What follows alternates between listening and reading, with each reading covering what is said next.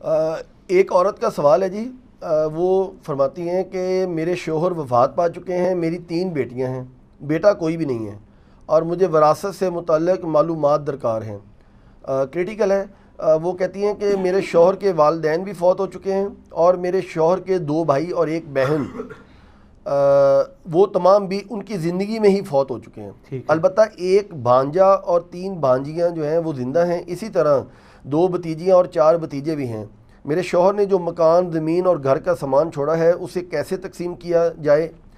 اور دوسرا یہ ہے کہ وہ کہتے ہیں کہ کیا اس کے اندر اے سی، فرنیچر وغیرہ بھی تقسیم ہوں گے؟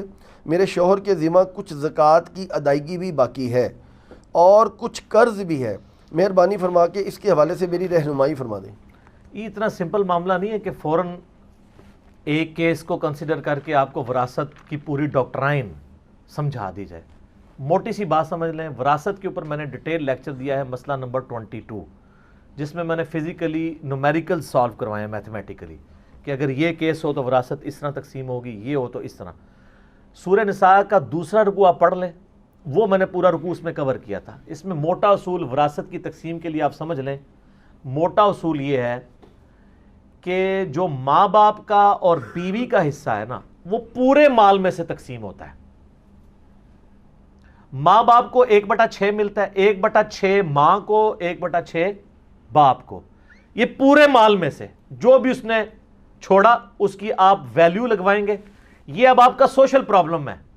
میں نے نہیں کہنا کہ کس پراپرٹی ڈیلر کے تھرو مکان بیچو، مجھے آپ موٹا موٹا فگر بتائیں جی مکان کی یہ قیمت لگی ہے الٹیمیٹلی 1 کروڑ روپیہ یا 50 لاکھ روپیہ، اور جناب 10 لاکھ کی زمین ہے۔ میں موٹا موٹا فگر کی بات کروں گا۔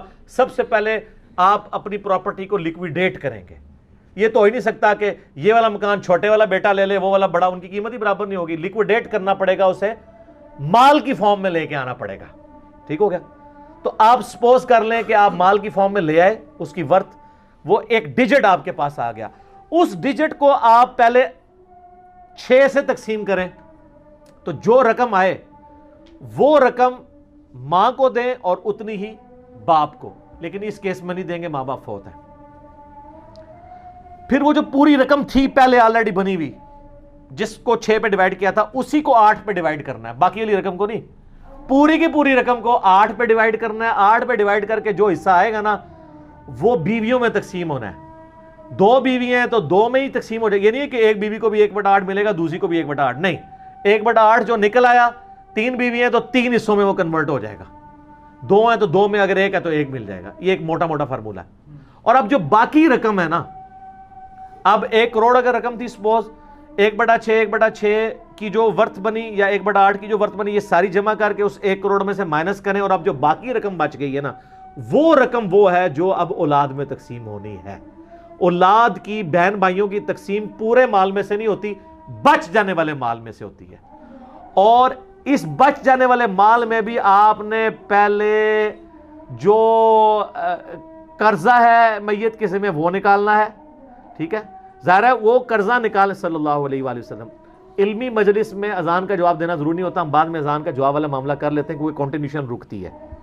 ایون نماز جمع کرنے کی جو مسلم شریف میں حدیث ہے نا 1629 آنورڈ، وہ بھی علمی مجلس کے لیے، یعنی اتنی امپورٹنس ہے علمی مجلس کی۔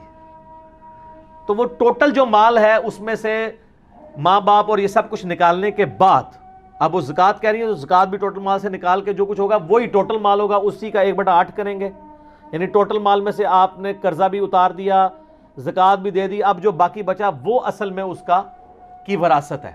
وہ تقسیم ہوگی 6 کے اوپر، جو رقم ہے اتنی ماں کو اتنی باپ کو، 1/6 الگ الگ۔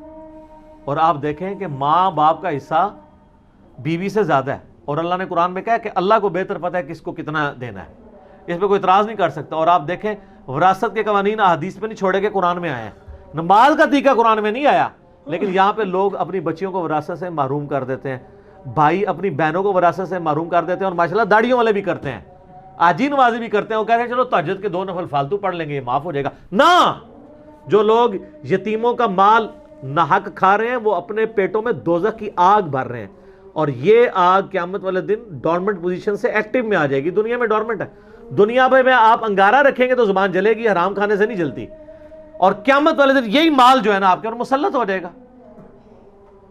بخاری مسلم میں آتا ہے سانپ کی شکل میں مسلط کر دیا جائے گا، گنجے سانپ کی شکل میں، ٹھیک ہے۔ قرآن حکیم میں سونا چاندی جو جوڑتے ہیں سورہ توبہ میں، اور اس کی زکوٰۃ نہیں دیتے ہیں، ان کی پیٹھوں پر، پہلوؤں پر، ماتھوں پہ یہ گرم کر کے جو چسپاں کیا جائے گا، نعوذ باللہ۔ تو یہ ہو گیا جی۔ اب جو باقی مال بچے گا نا، تو اب آپ نے دیکھنا ہے اولاد کتنی ہے۔ اگر سپوز کر لیتے ہیں 3 بیٹے ہیں اور 2 بیٹی ہیں، تو چونکہ بیٹوں کا حصہ ڈبل ہوتا ہے، تو آپ سمجھ لیں کہ وہ 3 بیٹے نہیں ہیں بلکہ وہ 6 ہو گئے، اور 2 بیٹیاں 8 ہو گئی۔ تو 8 پہ باقی رقم کو تقسیم کریں، جو رقم آئے وہ بیٹی کو دے دیں، 2 بیٹیوں کو اتنی رقم دیں، اور بیٹوں کو ڈبل اس کے رقم دے دیں۔ یہ کیلکولیشن کے لیے آسانی بتا رہا ہوں، اگر آپ دوسرے طریقے سے کر سکتے ہیں وہ بھی کریں، یہ میتھمیٹیکل ایشو ہے۔ باقی رقم ہے نا وہ اس طرح تقسیم ہونی ہے کہ بیٹوں کو 2 حصے اور بیٹیوں کو 1۔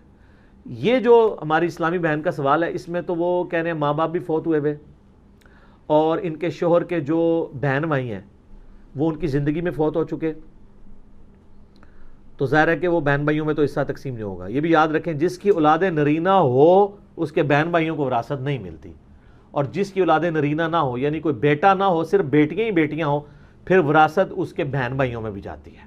تو اب ان کی 3 بیٹیاں ہیں، تو ان کی جو شوہر ہیں ان کے بہن بھائیوں میں بھی جداد جائے گی، لیکن وہاں یہ کہ بہن بھائی تو پہلے فوت ہو چکے ہیں، تو وہ ویسے ہی حقدار نہیں رہے، کیونکہ وہ ان کی زندگی میں فوت ہوئے ہیں، اور وراثت مرنے کے بعد تقسیم ہوتی ہے۔ جو پہلے ہی فوت ہو گیا ہوا ہے، تو وہ یہ تو نہیں وہ اپنے سے بعد میں فوت ہونے والے کی وراثت وہ لے رہا ہوگا، تو وہ تو نہیں ملے گی۔ قرآن یہ کہتا ہے کہ جس کی 2 یا 2 سے زیادہ بیٹیاں ہوں سورہ نساء کے اندر،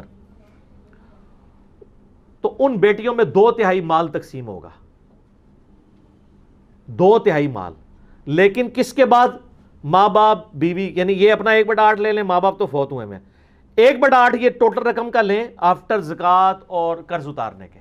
اس کے بعد جو رقم بچ جائے نا، اس کے 3 حصے کریں، اس میں سے 2/3 حصہ 3 بیٹیوں میں برابر برابر تقسیم کریں، اور جو 1/3 بچ گیا نا، وہ اصل میں جانا تھا ان کے خاوند کے بہن بھائیوں کو اگر وہ زندہ ہوتے، اور وہ تقسیم کس طرح ہونا تھا؟ اسی رول کے مطابق جو قرآن میں ہے کہ بھائیوں کو 2 حصے، اس 1/3 میں سے 2 حصے بھائیوں کو ملنے تھے اور بہنوں کو 1۔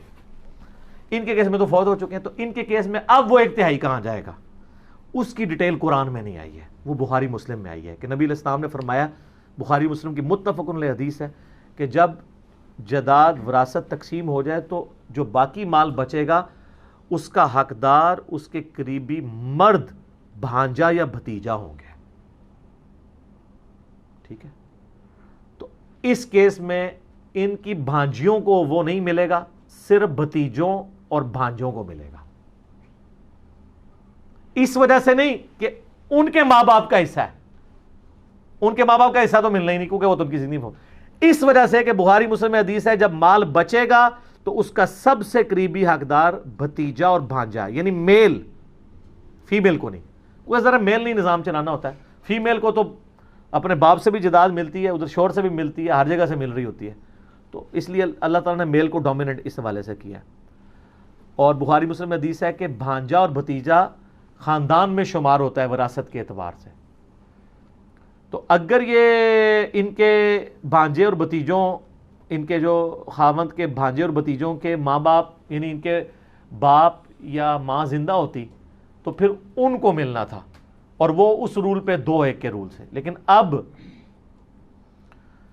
چاہے ان کی سسٹر ہے چاہے ان کا بھائی ہے، دونوں کو کچھ نہیں جداد میں سے ملنا، ہاں ان کی اولاد کو بخاری مسلم کے روح سے جو میل ممبرز ہیں ان میں تقسیم ہوگا۔ تو جو 1/3 مال ہے نا، وہ جتنے بھتیجے اور بھانجے ہیں نا، فیمیلز کو چھوڑ کے میلز، ان میں تقسیم کرتے ہیں۔ باقی رہ گیا گھر کے لیے، گھر کے لیے جو سامان آتا ہے ظاہر ہے وہ بھی تقسیم ہوگا۔ اگرچہ یہ صحیح ہے کہ ایئر کنڈیشن کسی نے لگایا، اپنے بیوی بچوں کے لیے لگایا ہے، لیکن اس کے مرنے کے بعد ایئر کنڈیشن مالک تو ہے نا اس کا کوئی، جیسے بیوی نے جو زیور پہنا ہوا ہے اس کو تو کلیم کر سکتی ہے میں مالک ہوں کہ مجھے گفٹ ملا ہے۔ جو ترکہ چھوڑا ہے گاڑی کی شکل میں، موٹر بائک کی شکل میں، پلاٹ کی شکل میں، اس کو تو ترکہ شمار کر رہے ہیں، تو گھر کا جو سامان ہے وہ بھی ترکہ شمار ہوگا، الا یہ کہ جو بیوی کی ملکیت ہے، جہیز ہے یا اس کو گفٹ کیا ہے۔